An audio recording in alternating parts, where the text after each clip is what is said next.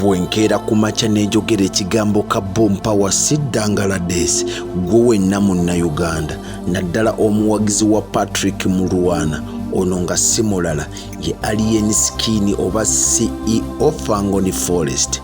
Mwana muwala ono yagufuula mulimu ku kibanja kya TikTok okuvuma omukulembeze wa National Unity Platform amanyikiddwa nga His Excellency Robert Kyagulanyi Ssentamu kw'ossa n'aba NUP abalala kw'ossa n'abo abagezaako okunafuya omukulu amanyikiddwa nga Alien Skin.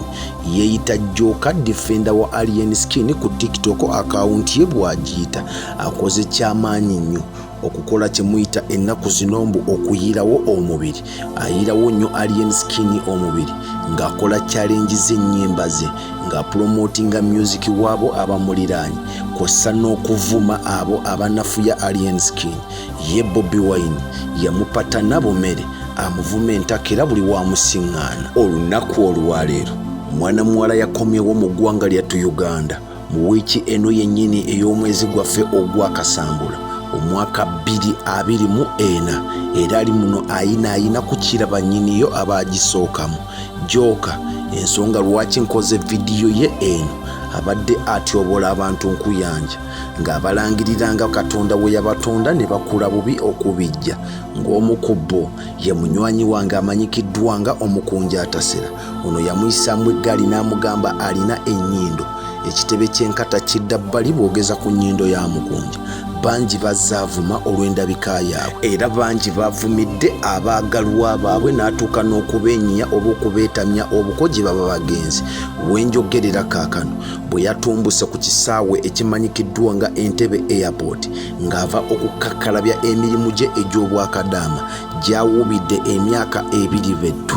Yatuuse mu ggwanga lyattu Uganda bannayuganda abasinga ne mutandika okubitema nti firuta eweebwe ekitiibwa n'essimu zino ezajja eza sseereza ziweebwe ekitiibwa kuba omuntu gwe mwakubyeko ebirozo wanjawulo nnyo ku oyo abadde abavuma. Ebyaddala mwana muwala yatuuse mu ggwanga mwali era yawuubyeko olubu lw'ekigere ku kitebe ekimanyikiddwa nga ekya Fangoni Forest mu Makindye ekibuga Kampala. Bannayuganda ne mutandika omwogerera ebisongo nga musinziira ku ndabika ye eyaddala etali ya firuta era abamu nabalabye ku TikTok nga muwanise ebyokulwanyisa nga mugamba temugenda kuddamu kuwala ennemba oba kuvuma mwe kye mwayise akayiringo. Mwana muwala ono bw'aba akola videos ze ezisabula akola omumwa nga atayogera abanga amumunya obumuumuunya.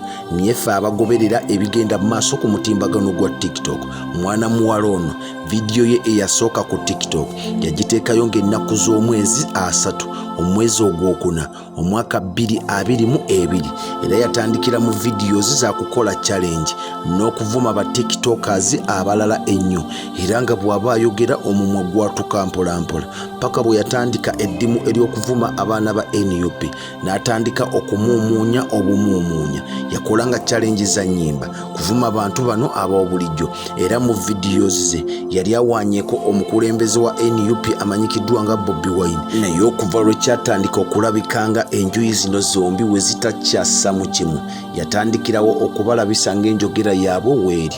Mwana muwala ono abamu kubamwaniriza ku kisaawe Entebbe kwe kwabadde omwagalwa we omuwanvu omusajja eyakula n'awola n'abawagizi oba ba diehards ba Alien Skin.